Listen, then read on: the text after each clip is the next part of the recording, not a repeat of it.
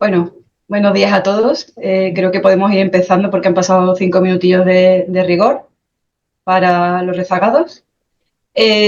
Para los que no me conozcáis, soy Rosario Vargas, soy la presidenta actual de COAMBA y estamos hoy aquí en el taller de aulas climáticas que organizamos conjuntamente COAMBA y la Diputación de Málaga. Es ya, creo recordar que es el quinto, ¿no? O el cuarto que hacemos este año. Todos han sido muy interesantes, sin desmerecer a los anteriores temáticas. Yo, que también vengo del ámbito municipal, creo que esta temática es interesantísima para todos los municipios que estáis aquí, ¿no?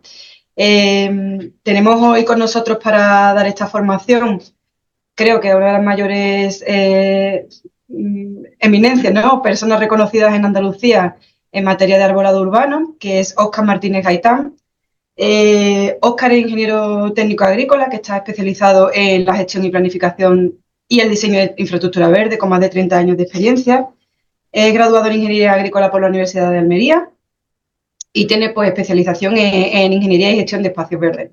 Ha colaborado con la Diputación de Málaga, con la Diputación de Jaén, donde asesoran diversos proyectos de infraestructura verde urbana, y su experiencia incluye un punto muy interesante que ya hemos tratado en otras ocasiones en los talleres, que son la planificación de soluciones basadas en la naturaleza, para mejorar la calidad de vida y la calidad ambiental en las ciudades. En el ámbito académico, pues participa como asesor y docente en TEC Universidad Tecnológica, donde imparte conocimiento avanzado sobre capital natural, y además es autor del proyecto Los Árboles Mágicos, donde promueve la conservación y gestión de árboles monumentales y singulares. También forma parte de AMJA. Bueno, Óscar está en todos los lugares donde hay que estar en materia de arbolado. Creo que no podéis tener mejor docente, en este caso los ayuntamientos, para que os dé una visión de cómo poner en marcha estas soluciones en vuestro municipio. No os robo más tiempo, espero que sea muy fructífera la formación y te doy paso, Óscar. Muchas gracias, Rosario. Abrumado por la presentación que ha hecho. No creo que sea para tanto, pero bueno, intentaremos estar a la altura de lo que has dicho. Bueno, pues yo hoy, como bien ha dicho Rosario, soy invitado por ambas para hablar de gestión de riego, gestión del agua en el arbolado urbano en tiempos de sequía. Poco complejo el tema, ¿no? Porque en tiempos de sequía prácticamente siempre, y ahora veréis cómo incidiré mucho en que prácticamente siempre. Y otra cosa, también veréis o intentaré explicar lo mejor que pueda la realidad de que tenemos que desaprender muchas cosas. Damos por sentadas muchas cosas que no son lo que creemos que son y tenemos que aprender a desaprender muchas cosas. Tenemos que empezar a recordar, ahora después entraremos en materia de esto, ¿no? Cuando hablamos de soluciones basadas en la naturaleza y demás, tenemos que aprender a recordar lo que hacían nuestros abuelos. Muchas veces las soluciones basadas en la naturaleza no es ni más ni menos que eso, que recordar. Se le pone nombres muy bonitos, los ingenieros somos así, patentamos cosas que resulta que llevamos patentadas 3.000 años, pero bueno, el caso es que es un poco lo que yo quiero intentar haceros ver hoy, ¿no? Esa centro culturista y sobre todo desde un punto de vista global, de la gestión del riego de árboles, porque no es solo la gestión del riego del árbol, esto lleva muchas más connotaciones que tenemos que valorar, ¿no? Y sin más, yo lo que voy a hacer va a ser que voy a iniciar la presentación mía. Una cosa que sí os digo, mira, yo soy muy dado a que organicemos debate, o sea, sé que al final pues tendremos unos minutitos de debate, pero algunas veces hay conceptos en los cuales si el debate que no me importa que me interrumpáis, ¿vale? Al revés, lo prefiero, porque muchas veces se sale de contexto, luego al final estamos fuera de contexto en alguna cosa, ¿vale? Entonces sí que no me importa que interrumpamos y que debatamos en algunas de los conceptos que yo pueda decir. Que vosotros podéis aprender de lo poco que yo sé y que yo pueda aprender de lo mucho que sabéis vosotros, porque para eso estamos, ¿no? Esto,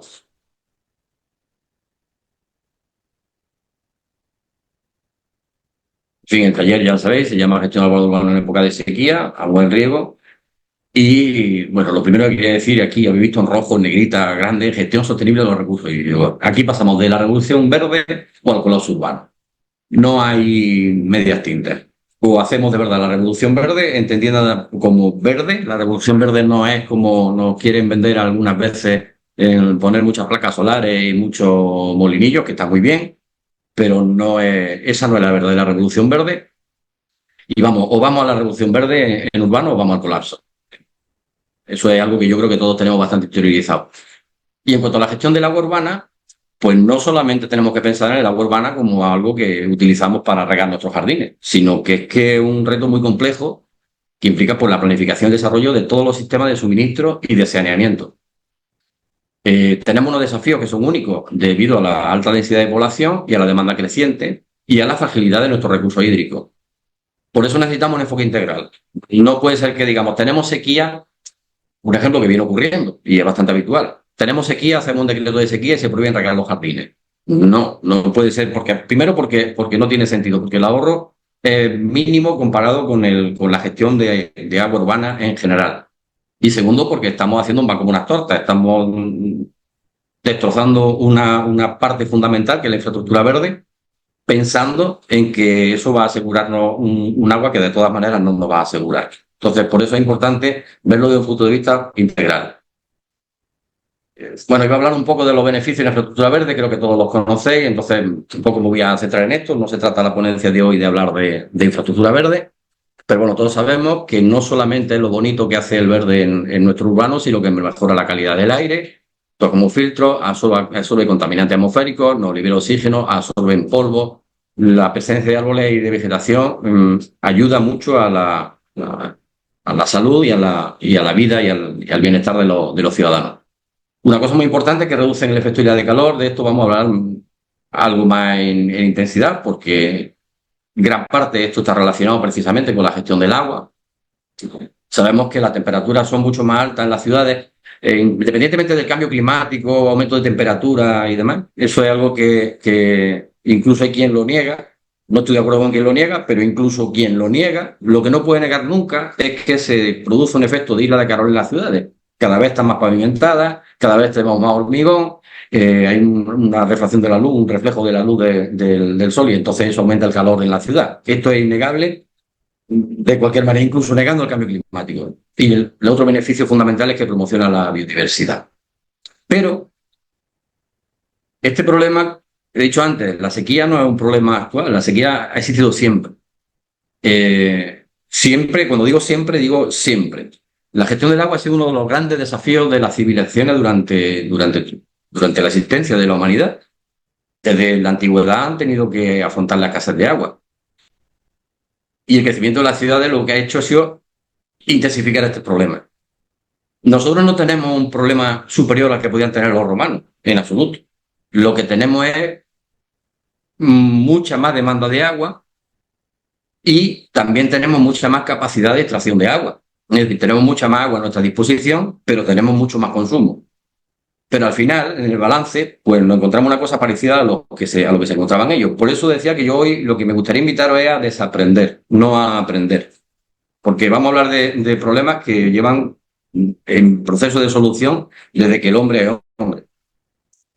Los romanos tenían ese problema y entonces ellos con su gran ingeniería, aparte de la militar, quizás la más importante de la faceta de la ingeniería romana era la hidráulica. Y por eso tenemos los acueductos, nos quedan los acueductos y tenemos pues, los conceptos como el impluvium romano, que es algo que ahora está muy de moda y se habla de soluciones basadas en la naturaleza, cuando realmente la recogida de pluviales era algo muy habitual en las villas y en las edificaciones romanas. Esto que vemos aquí es un edificio público de Roma, en el cual, bueno, pues el agua de lluvia se recogía en el impluvium, iba a la cisterna y luego se utilizaba para los baños públicos, para riego, para consumo. Pero es que las villas romanas básicas también utilizaban la recuperación de aguas de pluviales y también la llevaban a cisternas. Y el impluvium romano consistía en eso, en aprovechar pluviales y llevarlas a las cisternas para aprovecharlas después. Ahora lo llamamos pozo de tormenta, o lo llamamos SUDS, o lo llamamos, insisto, los ingenieros somos así, les ponemos nombre a las cosas que ya existían antes.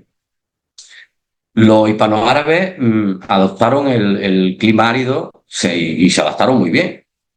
por lo mismo. Su gestión del agua, no tenemos más que ir y visitar el Generalife para ver la gestión de agua que existe allí. Y ellos también, bueno, pues su aljibe y los romanos hacían cisternas, los hispanórabes hacían aljibes, pero los aljibes era lo mismo, un aprovechamiento de agua. En época de más cantidad, ellos sí que llenaban también los aljibes con agua del río, con agua canalizada, pero además también aprovechaban la pluvial. Y un concepto que después vamos a ver, también utilizaban especies no adaptadas a la sequía, sino más bien al revés, adaptadas a su entorno y que daban los beneficios ecosistémicos que ellos buscaban. En esto abundaremos ahora después. En otras ponencias que he dado sé que es un tema bastante polémico, por eso decía que si queréis interrumpirme después para que lo hagáis, ¿vale? Bueno, pues los árabes tenían un sistema hidráulico también muy complejo, parecido al de los romanos, y todo canalizado hacia su aljibe de forma que pudieran acumular agua. Al final, los aljibes árabes tienen una connotación moderna, como decía, parecida a lo que ahora llamamos SUD, que son los sistemas urbanos de drenaje sostenible. Bueno, pues ellos hacían sistemas urbanos de drenaje sostenible, porque sus técnicas de ingeniería y de arquitectura lo que hacían era precisamente integrar esos elementos naturales que hacían falta para hacer la recogida de agua. De hecho, uno de los mejores ejemplos de sistema urbano de drenaje sostenible que podemos encontrar está en la Mezquita de Córdoba. Hace 1000 años, ellos ya hicieron la ingeniería de manera que el agua de pluviales bajaba por las gárgolas del tejado, regaba el patio y después de ahí va al aljibe subterráneo. Ellos sabían la dificultad que, pues imaginas Córdoba, Córdoba ahora da más calor que antes, pero Córdoba en el mes de agosto siempre ha sido Córdoba en el mes de agosto. Y bueno, esto que vemos aquí, ahora ya insisto, ahora lo llamamos sur, lo ponemos más bonito, pero no deja de ser lo mismo. Una recogida de pluviales y un reparto de ella en su gestión del arbolado. Ahora mismo es verdad que hemos modernizado mucho esto. Una cosa, mira, por ejemplo, en caso, hablamos de sequía, y sin embargo llenaba los patios de naranjo, no llenaba los patios de encina. Ahora hablaremos de eso un poco. Entonces, comparándolo con lo que tenemos hoy, pues, insisto, es una cuestión de escala, simplemente es una cuestión de escala. Ahora necesitamos más agua porque consumimos más agua. Tenemos más capacidad de extracción de agua, pero el balance sigue siendo negativo como lo ha sido siempre. Entonces no es un problema nuevo y no es un problema que nos veamos nosotros abocados a solucionar partiendo de la nada. Ya existía este problema, tenemos que fijarnos en cómo lo solucionaban nuestros antiguos. De hecho, no hace tanto tiempo, esto es algo habitual, sigue ocurriendo, pero nuestros abuelos ponían la barra a la caída del canalón. Bueno, pues, insisto, ahora lo llamamos SUD y hay un montón de sistemas patentados de SUD por parte de distintas empresas, pero al final, el concepto final, el concepto de todo esto es la barra a la caída del canalón. Ha ocurrido siempre y ahora parece que se nos ha olvidado. Ahora el canalón va al desagüe, tiramos el agua y luego decimos que no tenemos agua porque hay un decreto de sequía, no podemos regar el jardín y no podemos regar las barras, ¿no? Fijaos que incongruencia más absurda. Ahora, bueno, pues lo llamamos SUB, que son sistemas urbanos de energía sostenible, de recogida de agua, pavimentos permeables y recogida de aguas para su después utilización.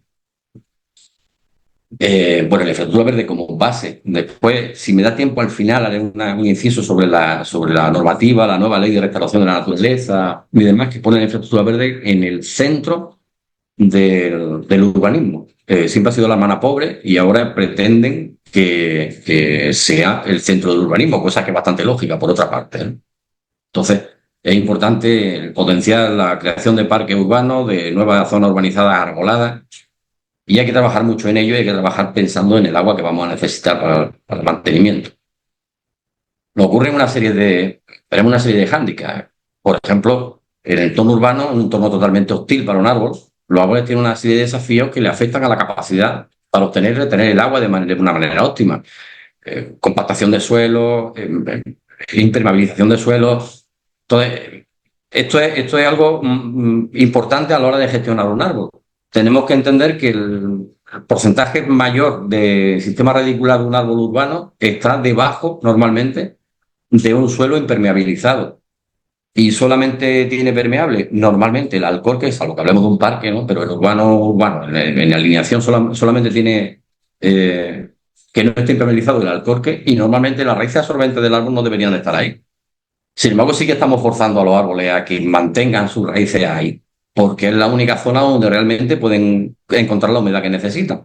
Con lo cual estamos generando un riesgo, estamos generando un peligro bastante innecesario, y es porque no dejamos desarrollar el sistema radicular del árbol en su forma natural. Como se limita la cantidad de agua de lluvia que se pueden interceptar, porque el agua de lluvia se desvía a los sistemas de drenaje o se va hacia zonas no permeables y termina habiendo una escorrentía muy potente, pues evidentemente tenemos que complementar eso con un riego aportado, un riego artificial, digamos. Además, tenemos también la particularidad de que cuando hay mucha concentración de edificios, como comentaba antes, aparece el efecto de isla de calor urbana. La temperatura es mucho más alta que el área circundante, con lo cual el arbolado también está sufriendo esa hostilidad de una temperatura superior a su temperatura natural en la que debería de crecer en un entorno más naturalizado. Otro factor que afecta muchísimo esto afecta a todo, pero afecta muchísimo a la cantidad de agua que intercepta son las prácticas de poda, la mala praxis en poda. Esta imagen que veis aquí, pues además de generar árboles peligrosos, también ocurre que es que la falta de interceptación de agua de lluvia por parte de la hoja del árbol, pues afecta mucho al agua disponible que luego va a tener en el suelo. Normalmente todo el sistema foliar del árbol va canalizando el agua hacia el tronco y el tronco mismo al final es quien lo hace penetrar en el suelo a través de las raíces. Es un proceso de ida y vuelta.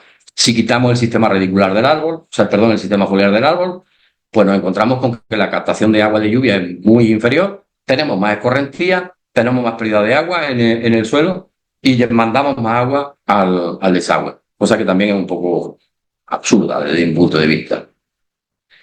Luego tenemos el riego inadecuado. Muchas veces no tenemos un criterio claro de cuándo, por qué y cómo hay que regar. Entonces pasamos de estrés hídrico extremo a, a una sobresaturación de agua en el árbol, con lo cual también generamos una serie de problemas, lo hacemos más vulnerable, hacemos que el sistema radicular sea menos complejo y conseguimos también un árbol que muchas veces puede ser incluso peligroso. Pero claro, es muy importante que tengamos que ver que debido a la gran diversidad que tenemos en entorno urbano en cualquier municipio y las distintas prácticas de cultivo de cada zona, cada árbol normalmente en cada ubicación requiere un análisis y un riego diferente, un aporte de riego diferente. Entonces también es importante, no se puede planificar los riegos de forma sistemática, ni en época de sequía ni sin época de sequía. No se puede planificar de forma sistemática. Se riegan los parques los martes y los jueves, se riegan los arbolados de alineación los lunes, los miércoles y los viernes. No, porque dependerá de la orientación de la calle, del tipo de alcorque, del tipo de árbol, tendremos una necesidad de agua u otra.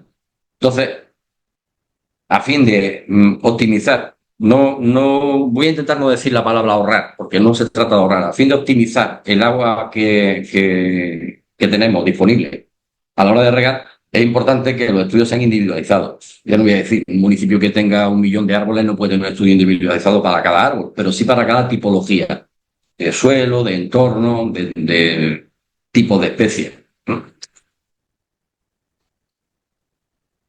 El árbol tenemos que conseguir que se adapte al medio, porque es la única manera que podemos conseguir que prospere bien y que vaya a buen término. Para eso, pues tenemos que planificar desde el principio, sobre todo a nivel de urbanización. Esto es muy difícil plantearlo en un casco histórico, sitio donde ya está establecido, pero sí a nivel de urbanización, cuando se hace urbanización nueva, sí es importante que tengamos en cuenta la necesidad que va a tener el árbol, tanto de suelo como de agua. Ahora se habla mucho, hay una corriente muy intensa, y aquí es donde digo que he tenido polémica en alguna ocasión que he planteado esto. Y se habla mucho de la necesidad de buscar árboles que favorezcan el ahorro de agua. Ahorro es que es una palabra que no cabe en este punto. Hay una expresión muy común que se dice que es que tal especie consume más agua que tal otra especie. No, los árboles no consumen agua, la utilizan, pero no es que la consuman. Entonces hay una corriente muy extendida que dice que poco menos que tenemos que cambiar nuestro concepto de arbolado urbano y plantar especies de poco requerimiento hídrico, como puede ser el flibo, puede ser la encina, o puede ser, bueno, se habla enseguida de especies autóctonas, y bueno, esto no necesariamente es así. Es verdad que tienen menos mantenimiento en cuanto a riego, y está muy bien donde no hay agua directamente, es que no hay, pero tienen la desventaja de que estas especies no ofrecen reducción de la temperatura. Entonces puede que no sean las mejores candidatas en el entorno urbano. Estas especies, que son muy buenas, que son muy bonitas, son autóctonas, para empezar, y esto también normalmente me genera polémica, siempre lo digo, no existen especies autóctonas de entorno urbano. Podrá haber especies autóctonas de Andalucía, o podrá haber especies autóctonas de Andalucía Oriental, o podrá haber especies autóctonas o endémicas de una zona muy concreta, pero es del entorno natural. Son especies autóctonas del entorno natural. No existen especies autóctonas del entorno urbano por la razón tan evidente como que el entorno urbano es artificial. Entonces, estas especies, bueno, pues ¿qué ocurre? Cuando llega una ola de calor intensa y estamos a 40 grados, 45 grados, como estamos viendo que nos pasa todos los veranos, y una alineación de encinas lo que haría sería cerrar su estómago, hacer una parada estival, y realmente el aporte en servicios ecosistémicos, que es al fin y al cabo lo que buscamos de una forma global. Estamos buscando una forma integral de que los servicios que nos presta el árbol sean los más y mejores posibles. Entonces, cuando ocurre esto, aquello cierra los estómagos, para de hacer fotosíntesis, para de transpirar, y realmente el efecto que nos hace la sombra de una encina en pleno mes de agosto, en una ola de calor, es el mismo que nos podía hacer un toldo. Aquí veis, bueno, pues cómo funciona el cierre de estómago. Cuando pierde agua el estómago, lo que hace es que las células se quedan flácidas y el estómago se cierra. Esto ocurre con las especies mediterráneas normalmente en época de mucho calor.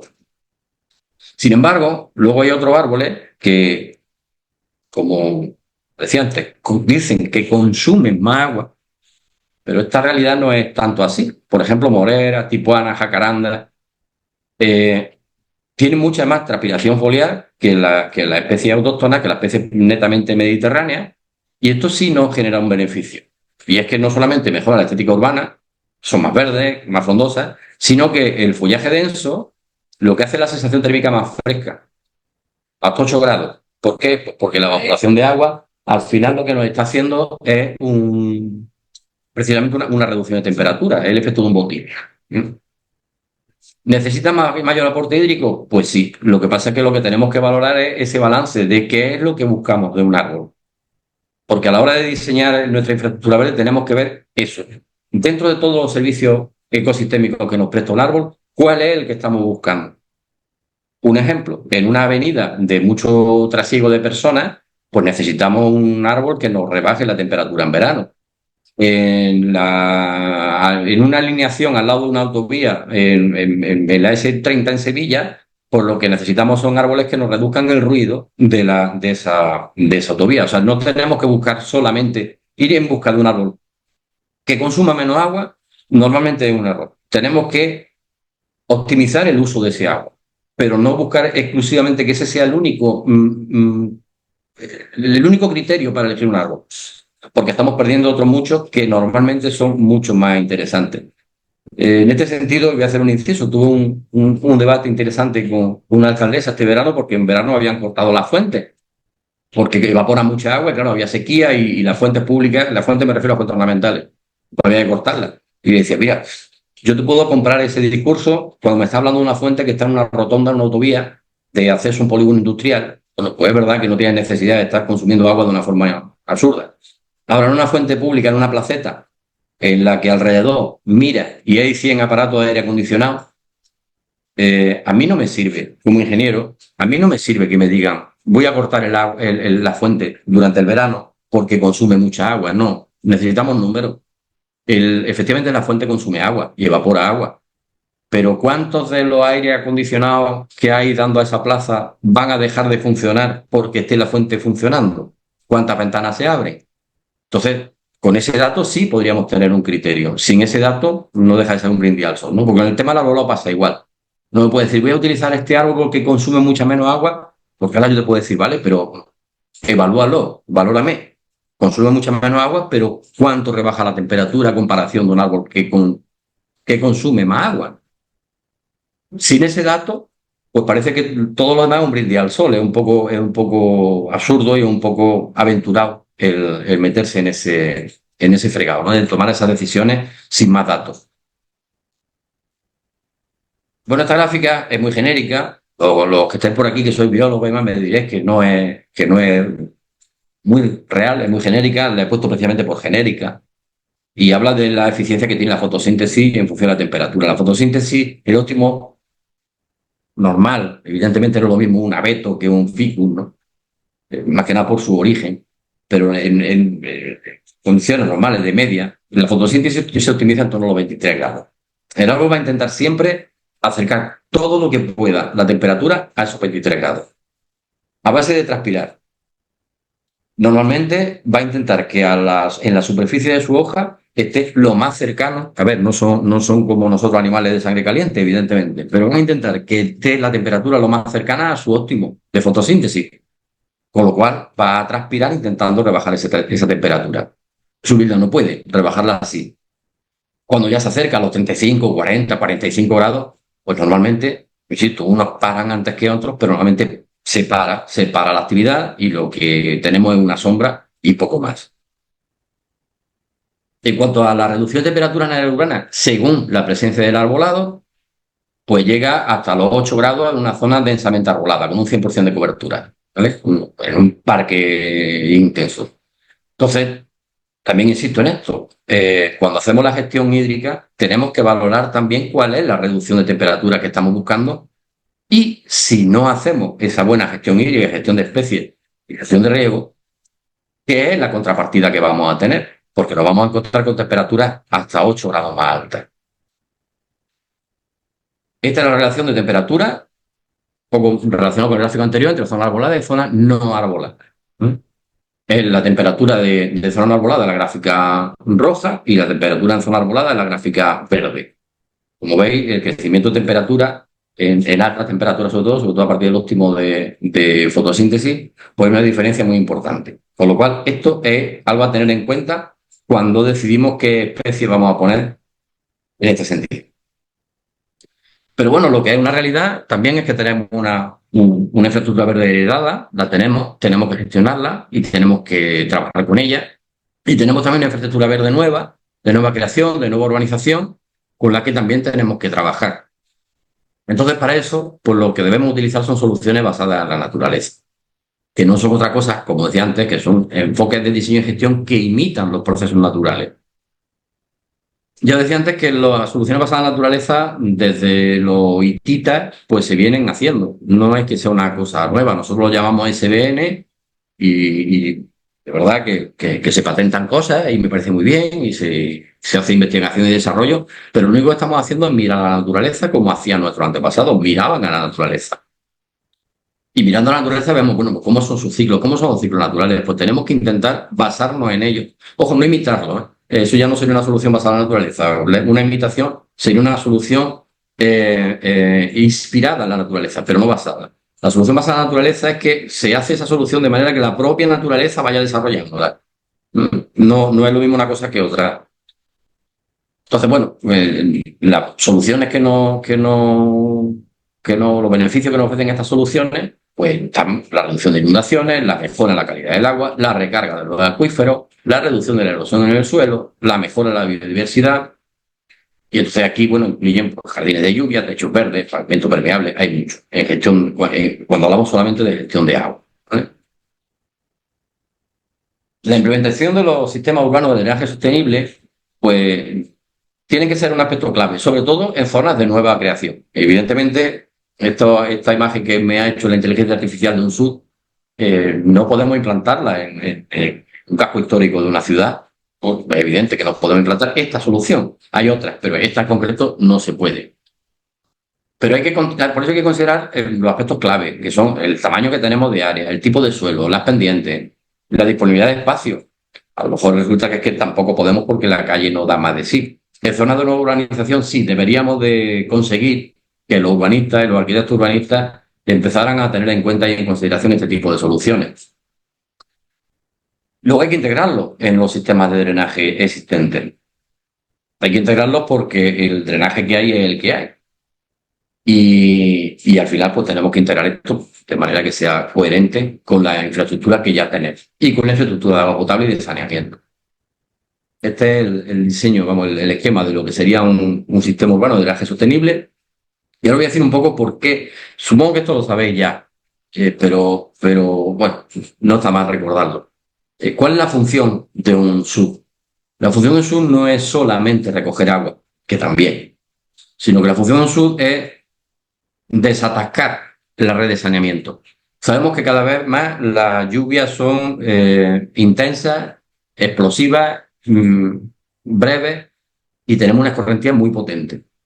¿Qué es lo que hace un SUB? Un SUB recoge el agua de la escorrentía, de la zona impermeabilizada de alrededor y la acumula. De esta manera no quiere decir que se vaya a quedar ahí por siempre, sino que el SUB está conectado al drenaje y está conectado a la red de saneamiento. ¿Qué ocurre? Que cuando filtra el agua a través del suelo, del jardín de lluvia del sur, le da un tiempo a la red de saneamiento a que el aluvión de agua que ha llegado depuradora, por ejemplo, no sea excesivo y la depuradora sea capaz de acogerlo. Y una vez que ha pasado la tormenta, el agua sigue filtrando, el exceso de agua, de saturación de ese suelo va a acabar en los sistemas de drenaje y esos sistemas de drenaje van a seguir enviando agua a la red de saneamiento público. Va a seguir mandando el agua y el agua va a seguir yendo a la depuradora, pero no llega toda de golpe, sino que llega a lo largo de un día, de 2 días, depende del tamaño del SUB y del tamaño de la instalación, ¿no?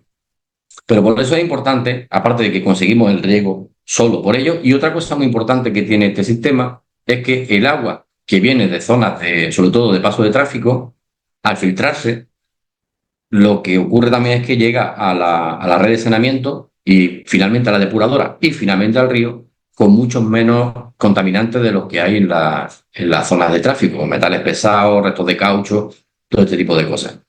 Luego, con respecto a los metales pesados, eso hay todo un sistema de bacterias y demás que lo eliminan. No se quedan tampoco, no es que estemos contaminando ese suelo, a ver, lo estamos contaminando, pero no de una forma ni irreversible ni dramática, ¿no? Aquí tenemos algunos ejemplos de SUB.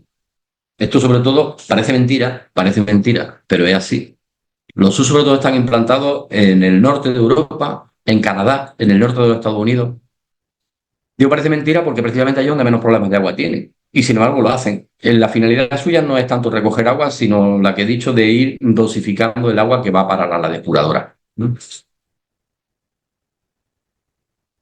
Estos tres son en China, un aparcamiento de un centro comercial, una plaza pública y el de arriba a la derecha, que me gusta mucho, es un SUV muy grande en Pekín, que sirve además como depuración de parte de aguas residuales, sistema de laguna y demás. Probablemente uno de los sistemas más grandes del mundo. Y luego, bueno, evidentemente, como he dicho, tenemos un hándicap y es que somos deficitarios en agua, evidentemente. En nuestra zona somos deficitarios en agua. Entonces ahora tenemos que buscar el siguiente paso. ¿Hay que aportar agua? Sí. Ya hemos decidido qué especie vamos a plantar. Con mi criterio hemos decidido con un montón de parámetros que evaluar, no solamente con la necesidad o no de aporte de riego, pero bueno, ya hemos decidido qué árboles tenemos que plantar, sabemos qué déficit vamos a tener, por lo cual tenemos que poner sistemas que sean eficientes. Uno de ellos, que me gusta mucho, son los tubos de aireación de raíces y sistema de riego. Esto es riego enterrado, es un sistema de riego enterrado. Está patentado y realmente existe una cosa que vengo diciendo desde antes, ¿no? Está patentado porque al ingeniero nos gusta mucho hacer cosas, pero bueno, no deja de ser algo muy parecido a cuando los mexicas metían las pampas de la chumbera en el fondo de los hoyos de plantación, ¿no? Al fin y al cabo estamos haciendo un aumento de humedad directamente en el bulbo radicular. Estamos evitando la evaporación de agua en el suelo y el sistema es mucho más eficiente. El mulch que tapa el suelo y evita la evaporación también es muy eficiente. Y la naturalización de alcorques también lo es. El hecho de que haya vegetación en un alcorque, en contra de lo que mucha gente, sobre todo profana en este sentido, aquellos vecinos que luego nos escriben en el Facebook, ¿no? Y nos dicen que el alcorque está sucio, está abandonado porque tiene hierba, y la hierba está compitiendo con el árbol. Realmente la hierba no está compitiendo con el árbol. Realmente la hierba normalmente lo que hace es mantener la humedad en el suelo con más eficiencia que si tenemos un alcorque limpio y pelado. Este sistema, además, lo que también nos puede dar es que podemos salirnos del espacio del alcorque no urbano y podemos tener la facilidad de que el sistema radicular, que antes decía que se nos quedaba muy compacto cerca del bulbo, que por narices está en ese alcorque pequeño, pues de esta manera podemos ampliar el sistema radicular del árbol, ¿no? Esto es un esquema también del mismo sistema con el riego instalado enterrado. O sea, no hay que ir con la manguera allí tampoco a regar aquello, ¿no? Sino que el sistema puede ir enterrado. De esto hay mucho desarrollo. Ahora me consta, por ejemplo, la Universidad de Jaén, en la que tengo el honor de participar como colaborador con ellos, están ahora desarrollando una spin-off en la cual están haciendo esto, pero por capilaridad, con unos sistemas cerámicos. Pero al final es lo mismo. El aporte de agua se hace directamente enterrado y reducido mucho la evaporación. Esto es otro sistema de riego enterrado más común y más habitual, muy conocido porque viene del mundo agrícola, que son las tuberías porosas, que ocurre lo mismo. Hace un riego enterrado, evitando la evaporación y bastante bien repartido. Este tipo de cosas en urbanización nueva es que debería de ser casi obligatorio. Pero bueno, al fin y al cabo aquí estamos nosotros para intentar que acabe siendo. Bueno, y en resumen de esto que he contado, pues tenemos los problemas que tenemos de suelos impermeables, que reducen la capacidad para interceptar el agua de lluvia, de áreas pavimentadas, que limitan la cantidad de agua que llega al suelo, y esto puede afectar a la salud de los árboles, porque como decía, los estamos plantando en un ambiente absolutamente hostil, y la isla de calor urbana. Los problemas que tenemos con respecto directamente a los árboles son la poda excesiva, que disminuye la cantidad de agua que capta el árbol cuando llueve, los riegos ineficientes y los cultivos inadecuados. Y como decía antes, es muy importante evaluar el entorno de cada uno de los árboles en sí, porque cada árbol tiene un entorno y cada árbol tiene unas necesidades específicas y no podemos sistematizar el riego en arbolado urbano. No puede ser. Esto tenemos que tenerlo muy claro. No se puede sistematizar. Y cuando aparecen las sistematizaciones, normalmente ocurre esto también porque vamos muy encorsetados en los pliegos de condiciones de la empresa de mantenimiento y demás. Entonces, las podas se hacen, cada año hay que podar el 30% del arbolado y los árboles se riegan cada no sé cuántos días, por igual. Pues no, hay que tener un poco de criterio en este sentido porque es mucha la cantidad de agua que podemos ahorrar de esa manera, haciendo un trabajo previo. Sabéis que siempre ahorramos mucho trabajo haciendo un trabajo previo de gabinete, siempre. Pero bueno, en este caso, pues, por vertirnos al agua es una realidad. Y en cuanto al plan de manejo, pues la estrategia, aquí la tenéis. En cuanto a áreas pavimentadas, usar técnicas de redistribución de agua y materiales permeables. Se trata de hacer acerados permeables o estos sistemas, como decía, de riego enterrado que pueden salir fuera del alcorque. En cuanto a las altas temperaturas, la estrategia sería plantar árboles en zonas frescas, plantar árboles. Hay que empezar en ese sentido. O sea, esto un poco, el concepto de esto es un poco hay que trabajar con la infraestructura verde como una mancha de aceite. No se trata tampoco de que nos vayamos a donde no hay árboles ni conexión ninguna. Por eso hablamos también mucho de conectividad.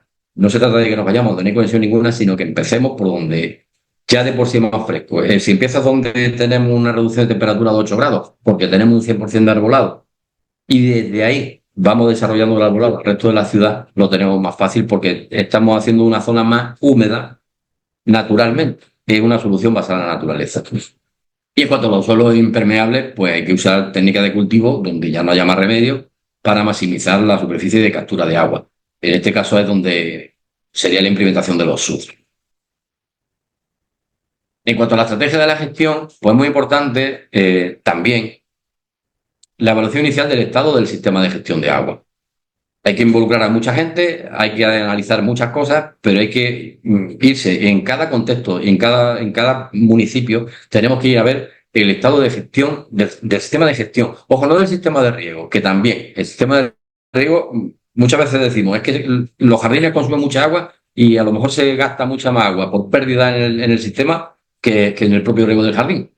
Pero bueno, aquí no me refiero a esto, me refiero al sistema propio de gestión. Es decir, cuánta capacidad de captación de agua tiene una ciudad y cuánta agua de esa estamos captando realmente y cómo la gestionamos. Va a la depuradora, se utiliza el agua residual que sale de depuradora para regar jardines, no se utiliza. Hay posibilidad de utilizar ese agua. Tenemos posibilidad de hacer una conducción y un retorno de agua depurada para riego. ¿En qué zonas se puede hacer? Eso cuando es a lo que me refiero con el sistema de gestión, porque también es muy importante.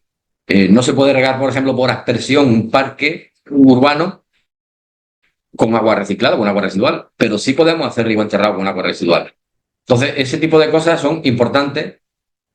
Como decía antes, y no sé si me repito mucho, pero casi más importante que buscar el ahorro de agua, por eso no me gusta esa palabra, el ahorro, lo que tenemos que buscar es la optimización del recurso, más que el ahorro de agua, porque estamos realmente desperdiciando mucha agua.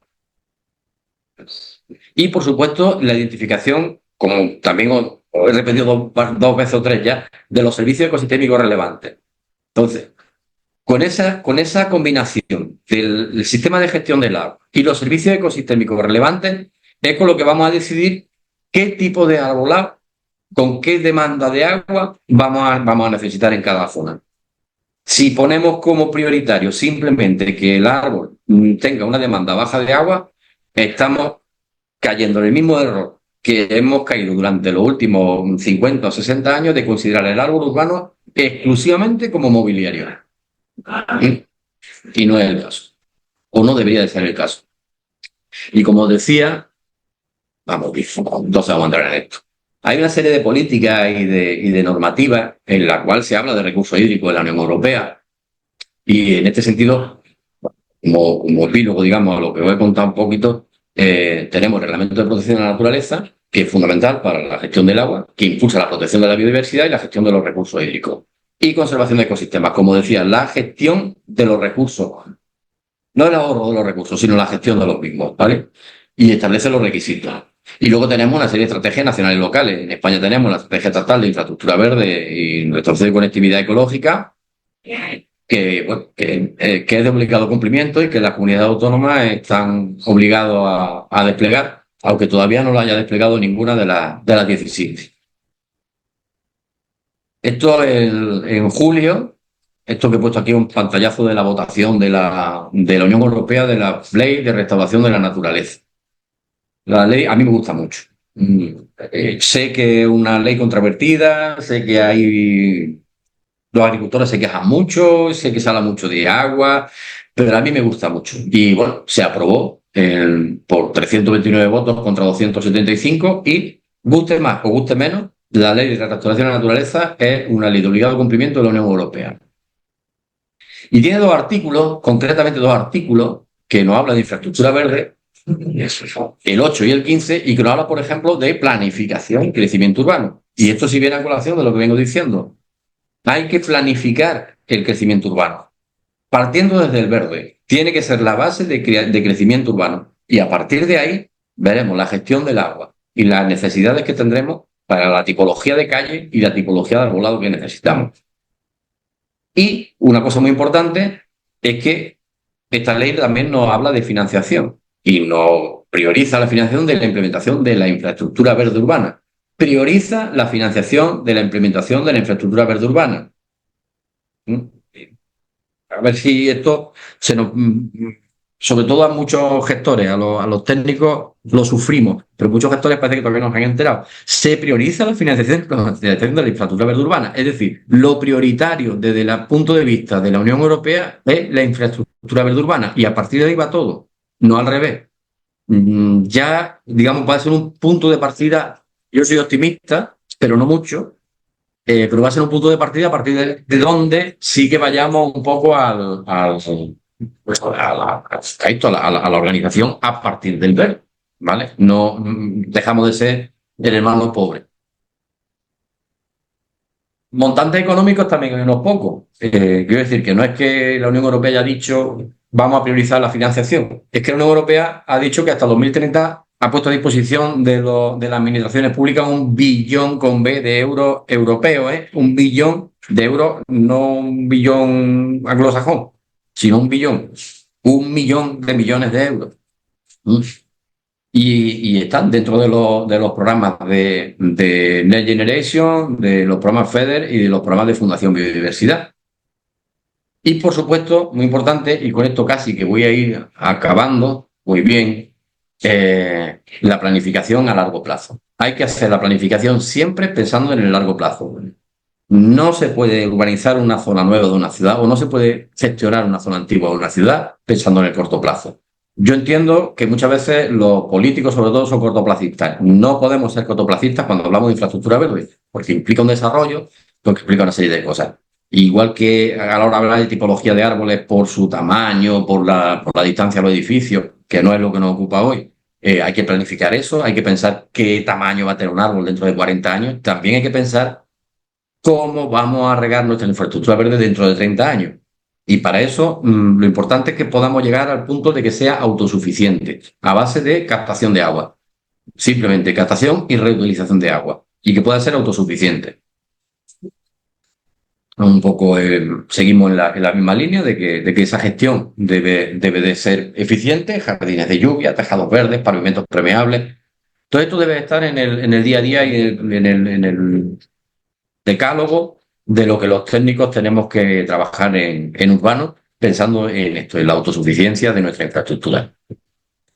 Y ya está, esto nos hará ciudades resilientes al cambio climático, resilientes a la isla de calor urbana y capaces de desarrollar mucho mejor pues, todo el verde que nos tiene que acompañar en nuestra vida y que supone pues, los beneficios que sabemos físicos, en calidad de vida, de equidad social y beneficios para la salud.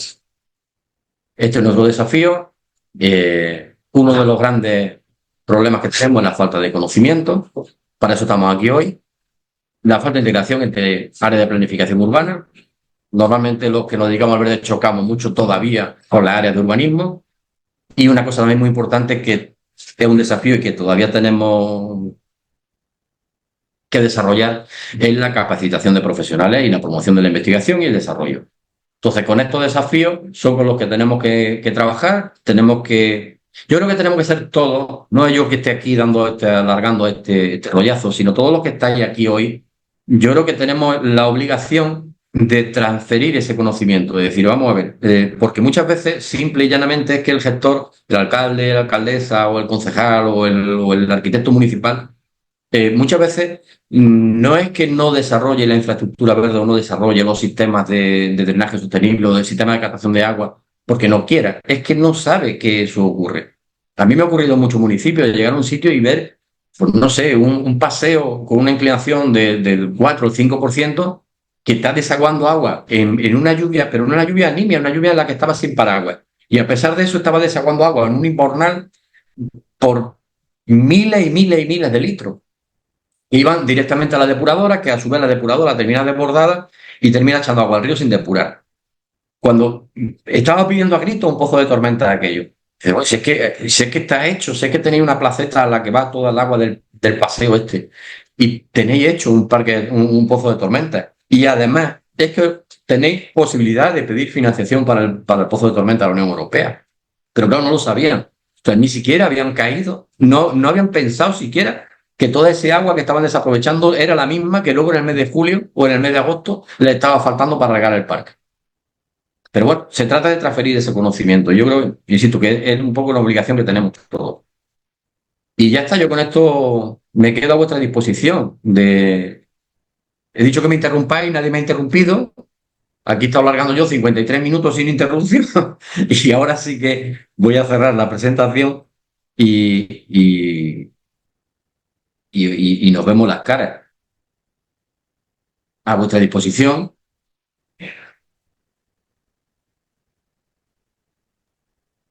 Muchas gracias, Oscar. Mira, en el chat una persona te ha preguntado, ¿tendría sentido un jardín de lluvia en Andalucía donde tenemos 5 o 6 meses sin precipitación? Bueno, te puedo poner un ejemplo concretísimo, concretísimo. Yo, como he dicho, trabajo en la coordinación de servicios de infraestructura verde de la Universidad de Jaén. El campus de Linares, la Universidad de Jaén tiene dos campus, uno en Jaén y otro en Linares. El campus de Linares, el campus científico-tecnológico de Linares, tiene la ventaja de que como un campo de nueva creación, porque se trasladó la antigua escuela politécnica a una zona digamos, periférica y se hizo desde un punto de vista global. Cuando se construyó de forma global. No es como el de Jaén, que se construyó un edificio, luego otro, y bueno, creció un poco como una ciudad. Este se hizo entero, como una ciudad nueva, digamos. Ahí se hicieron toda la captación de pluviales, tanto de los caminos de servicio de los jardines, como de la plaza central, como de los tejados. Todo esto se recondujo a un pozo de tormenta, un aljibe de 10 millones de litros, que está debajo de la plaza central. Y yo puedo decir que este año se ha utilizado agua de red para regar los jardines del campo. Esas pluviales dan agua a los servicios, a las cisternas, lo que son que no son de uso de mano, digamos, a las cisternas y a riego de jardines. Y este año solamente se ha hecho el bypass a riego de red 28 días, entre julio y agosto. A mediados de agosto cayó una tormenta que metió cerca de 1 millón de litros en el aljibe y terminamos agosto regando con agua de pluviales otra vez. O sea, me parece que fue el 16 o el 17 de julio se hizo el bypass porque no había agua, había que regar. Y a mediados de agosto, 28 días más tarde, con una tormenta, se volvió a hacer el bypass a pluviales. O sea, fíjate si tiene importancia. Estamos hablando de que un Linares en el Alto Guadalquivir, donde los veranos son tela, ya lo digo yo que vivo allí, y sin embargo se utilizó agua de la red solamente durante 28 días.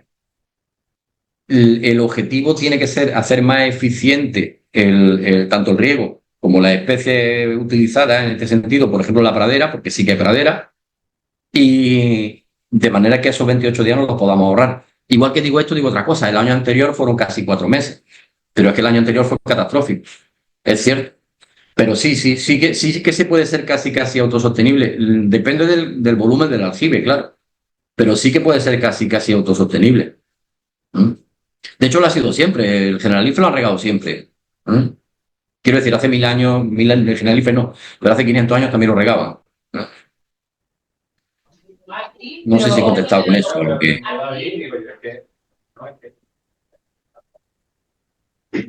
Yo te iba a hacer una pregunta, Óscar, pero digamos, el periodo de amortización de esa instalación, ¿tienes algún cálculo? Porque es una obra considerable para, por ejemplo, un municipio Es que, claro, pequeño. depende de muchas cosas.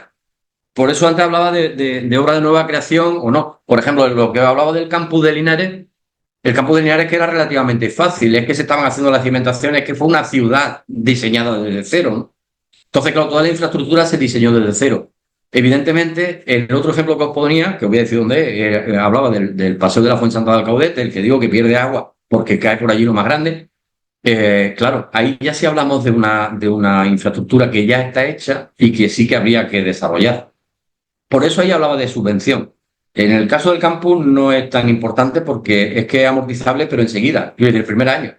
Cuando ya tienes que hacer una infraestructura en una ciudad que ya está establecida, es más complicado. Pero sí que el plazo de amortización no es demasiado alto. Teniendo en cuenta además los gastos tanto de tratamiento de agua como de suministro. Y luego, sobre todo, algo que no es que sea amortizable o no, es que es impepinable. Es que si no es así, empezamos a utilizar agua potable para regar jardines. Y eso sí que es un problema. No sé, Rosario, si te he contestado.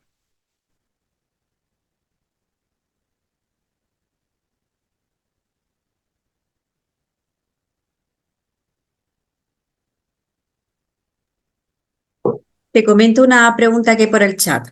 Y yo es que el chat no lo estoy viendo. Espérate, lo abro. Pues yo el chat es que no lo veo. Dime. No te preocupes, Rocío. de esto yo pendiente.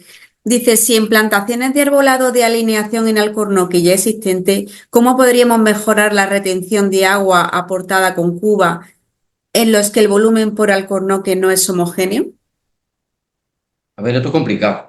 Es muy complicado. Yo no soy partidario de utilizar los geles de retención de agua. No soy partidario porque normalmente son hechos a base de microplásticos. Hay algunos que funcionan muy bien.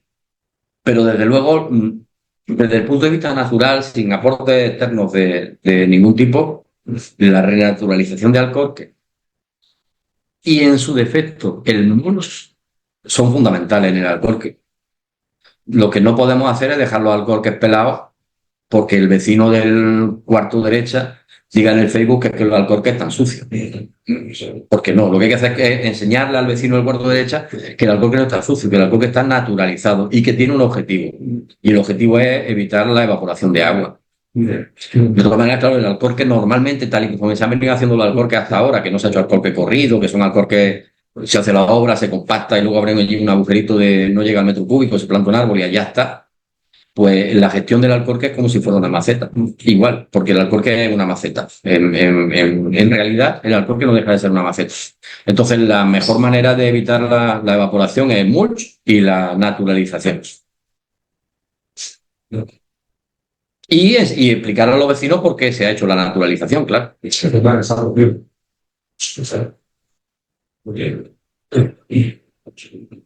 Por aquí comentan que es muy complicado convencer al político y al vecino.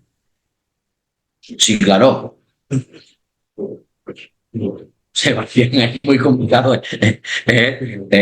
Bueno, algunas veces dan ganas de rendirse, predicar en el desierto.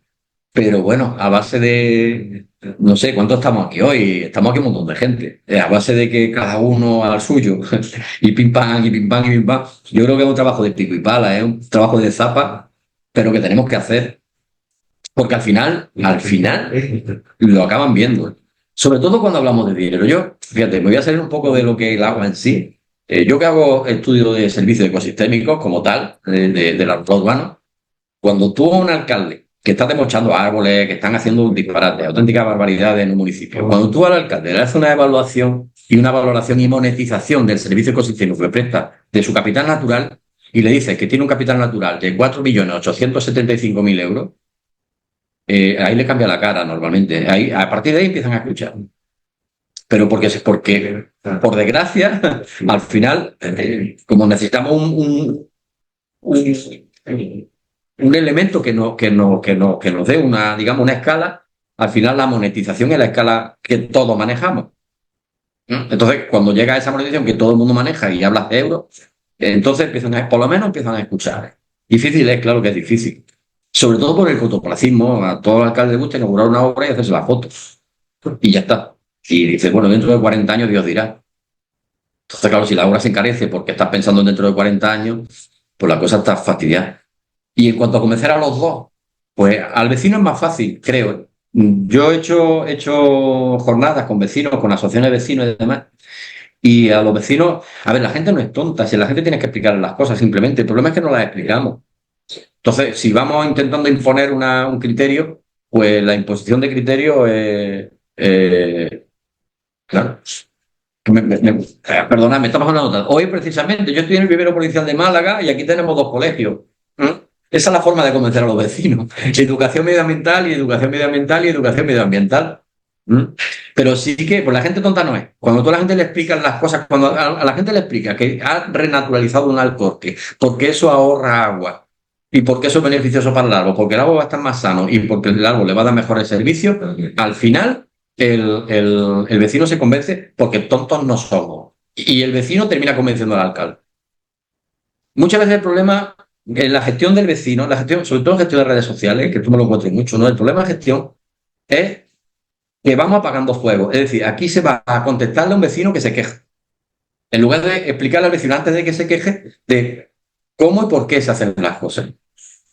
Y la gente entiende las cosas. No se puede, os pongo un ejemplo también muy polémico, porque claro, y me voy a poner el nombre además. La primera ciudad española que decidió naturalizar el alcorque fue Barcelona en tiempo de Ada Colau. Y Ada Colau mal interpretó el concepto de naturalizar un alcorque y lo que hizo fue abandonarlo. Y dejó de gestionarlo. Aquel diseño ayer bajo.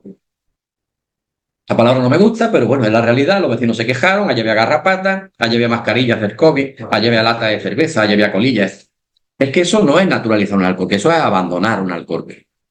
Eso no es naturalizar un espacio de oportunidad, como llamo yo a los solares. Un espacio de oportunidad se puede naturalizar, no se puede abandonar, porque si se abandona se llena de ratas, se llena de garrapatas. No es eso. Naturalizar un alcorque es dejar que haya vegetación en el alcorque, pero hay que gestionar esa vegetación. Hay que saber que hay que desbrozarla cuando toca, para que no haya riesgo de incendio. Hay que saber que hay que pasar a limpiar. Igual que pasan a limpiar el alcorque cuando no tiene hierba, hay que pasar a limpiar el alcorque cuando sí tiene hierba. Eso es gestionarlo. Y cuando se gestiona y se explica, normalmente no hay ningún problema. La gente lo asume. A la gente le gusta ver amapolas en su acera.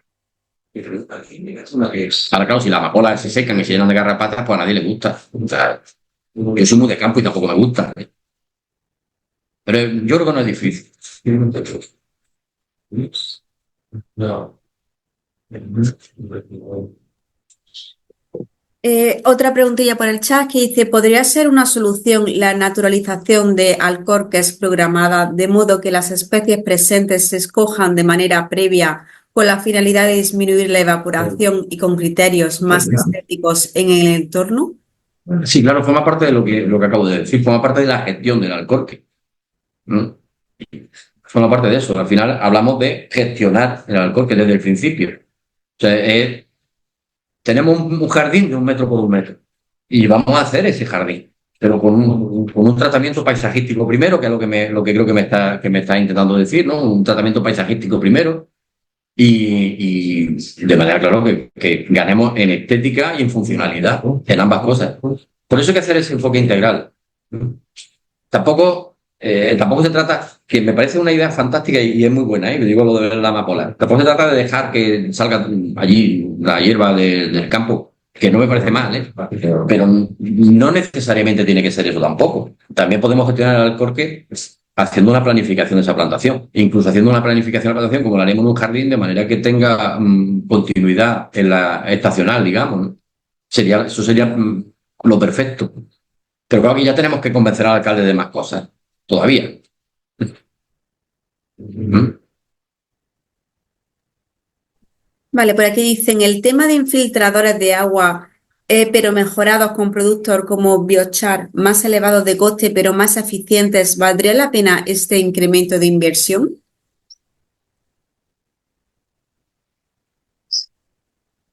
Es que, ya digo, yo soy más de ir en busca de la naturalización. Los surfactantes y los retenedores de humedad no me acaban de convencer. Pero también es una cuestión muy personal, ¿no? Porque voy más a la naturalización. Pero sí, evidentemente, yo creo que sí merece la pena el coste de inversión cuando no te queda otra. O sea, en el caso de un suelo excesivamente compactado, por ejemplo, pues imagínate, si con un surfactante somos capaces de descompactar y de esa manera le alargamos la vida a un árbol que a lo mejor tiene ya 30 años, pues por supuesto, pero es que es eficiente económicamente desde el minuto uno. Antes hablábamos de retorno de la inversión, ¿no? De amortización. Es que podemos encontrarnos con un árbol de 30, 40 o 50 años en urbano que esté ya en decadencia absoluta por el entorno hostil en el que está. Si con tratamientos del suelo mejoramos y aguantamos ese árbol 10, 20 años más, pues fíjate si merece la pena la inversión. Porque si no, vamos a tener que quitar el árbol y poner otro, que vamos a tener que esperar 30 años para que ofrezca los mismos servicios que este. Que eso es, yo no digo más caro, pero sí, más caro no, pero más costoso sí, sería eso.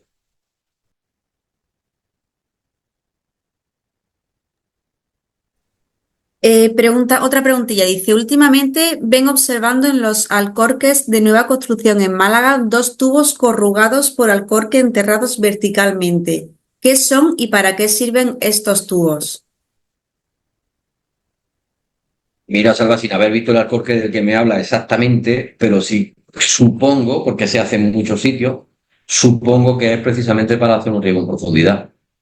¿Sí? Lo que pasa es que para eso hay sistemas mejores que un tubo corrugado. Como he puesto antes, no quiero poner marcas, pero hay muchas de filtradores de agua que son mejores que el tubo corrugado. Y además que tienen toma de agua para que todo el riego vaya enterrado, no tengas que ir a regar por el tubo, que es lo que normalmente se hace cuando se pone este tipo de tubos en los alcorques. Ir allí a regar, a meter la manguera en el tubo. ¿Mm? Claro, supongo que eso. Lo que pasa que es cierto que eso es un método, vamos, nosotros en mi municipio lo hemos seguido a veces porque es un método más barato y más sencillo y algunas veces más a la mano de la persona que tiene que hacer el mantenimiento de los jardines, que también falta formación o ocurre en muchos municipios pequeños que son personal muy antiguo, personal acostumbrado a determinadas prácticas de jardinería, en fin, que todo hay que también ponerlo en perspectiva, depende de tu municipio, de los medios que tú tengas y de tanto humanos como materiales, claro. Yo te Sí, bueno, quería... pero Rosario, pero al final poner, por ejemplo, un tubo de este tipo, poner un tubo coarrugado o poner un sistema de filtración de riego, yo creo que la diferencia en precio no es demasiado grande ojo, cuando acometemos una obra de urbanización. Hombre, claro, me Que, refiero, sí, es que de sí, por sí la obra de urbanización suele ser faraónica y luego lo que queda es un pequeño presupuesto para jardín. Ese es el problema, ¿no? bueno, pero por ejemplo, se da el caso, y conozco muchos municipios, aparte del mío, en que cuando el proyecto se hace y no se había acordado nadie de que había que poner el riego. Entonces se termina la urbanización y el riego Claro, ni existía. claro, efectivamente, no sé, al final. Pero volvemos a lo mismo, es que lo que pasa es que lo que tenemos que es un trabajo de zapa y tenemos que hacer apretar mucho en la urbanización. Entonces, también por fortuna hay municipios pequeños, porque yo he trabajado en algún municipio pequeño que sí que tienen el concepto contrario, que sí te están pidiendo desde el principio, desde antes del proyecto. Bueno, ¿y qué hacemos con el verde? Vamos a integrar el verde en el proyecto. Todavía son una raya en el agua y son muy escasos, pero lo hay, ¿eh? ¿Y tú Yo crees, tengo un Oscar, ejemplo muy que esta cercano, normativa... Villanueva de Trabuco, va a hacer una urbanización y empezaron antes en el verde, a través de Diputación empezaron antes en el verde que en el gris. ¿Y tú crees que a Y través de no esta hablamos normativa precisamente de no... Málaga. Perdona, Rosario. No, no pasa nada. Que a través de esta normativa que has comentado, ¿no podría obligarse de alguna manera a los municipios a que fuese así mediante las obras, mediante la normativa urbanística o la normativa externa, no sé, algún tipo de normativa que obligase a ese pensamiento primero en el verde que antes que otra cosa?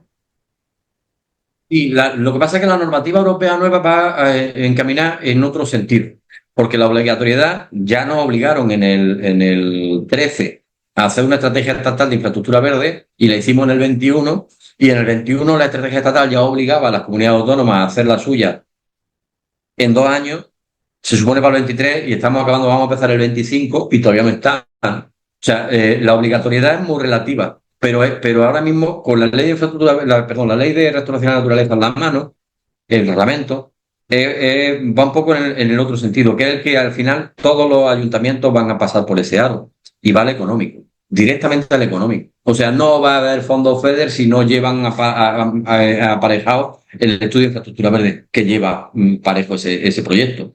Y entonces no va a haber fondos. Y por ahí va a ser. Y por ahí van a entrar todos. Yo es que me parece que es la forma más buena y mejor de hacerlo. Igual que va a ocurrir, y por eso la mayoría de las quejas de agricultores y de ganaderos y demás, con esta ley, igual que va a ocurrir con la PAC. En agricultura, la PAC se va a ver condicionada a la puesta en práctica de la ley de restauración de la naturaleza. Y en urbano son 2 artículos nada más. La ley va más al mundo forestal y agrícola que al urbano, pero en urbano hay 2 artículos que son muy claros y luego el articulado los condicionantes, digamos, son esos. Es que no va a haber fondos si no llevan aparejados los estudios un plan de infraestructura verde. Esto puede parecer un poco difícil al principio, pero bueno, todos los que hacemos proyectos de hace muchos años nos acostumbramos en su día a hacer un capítulo de prevención de riesgos laborales y luego nos acostumbramos en su día a hacer un capítulo de igualdad de género. Y parecía una locura que había que meter aquello en los proyectos, pero ya están todos los proyectos, ¿no? Pues la infraestructura verde va a estar en todos los proyectos porque si no, no va a haber dinero. Así de simple. Y creo que va a ser la forma más directa y la mejor. Creo, ¿eh?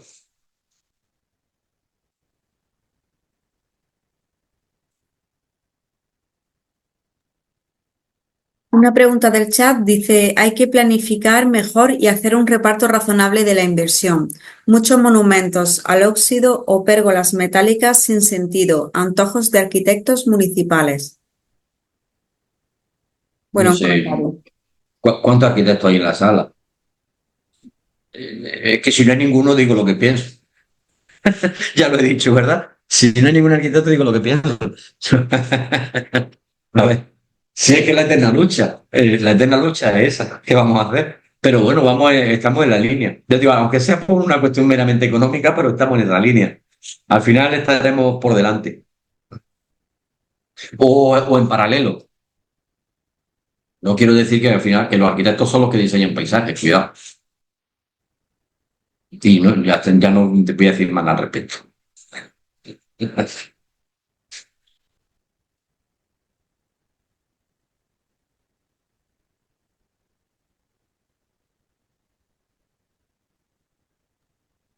¿Alguna pregunta más? Nos queda un poquito de tiempo, si hay alguien que quiera preguntar algo. Bueno, pues si no hay ninguna pregunta más, quería agradeceros a todos la asistencia y la participación en este taller de aulas climáticas. Muchas gracias, Óscar. Hemos aprendido mucho juntos sobre la importancia de las áreas verdes de nuestras ciudades. Y bueno, gracias a Diputación de Málaga y a Málaga Vivas, como siempre, ¿vale? Por darnos la oportunidad de hacer estos talleres. Nos vemos en el siguiente taller de aulas climáticas. Óscar ha dejado aquí su correo, ¿no? Y Rocío, es que iba a decir antes de despedirnos, que Sí. si alguien tiene alguna consulta, alguna duda sobre lo que hemos hablado, lo que sea, y no se ha atrevido aquí a poner la ceda pública, que me pregunte.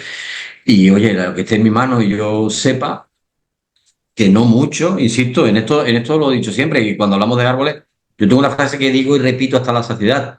Todos somos aprendices. ¿No? Todos. O sea que los árboles nos enseñan mucho.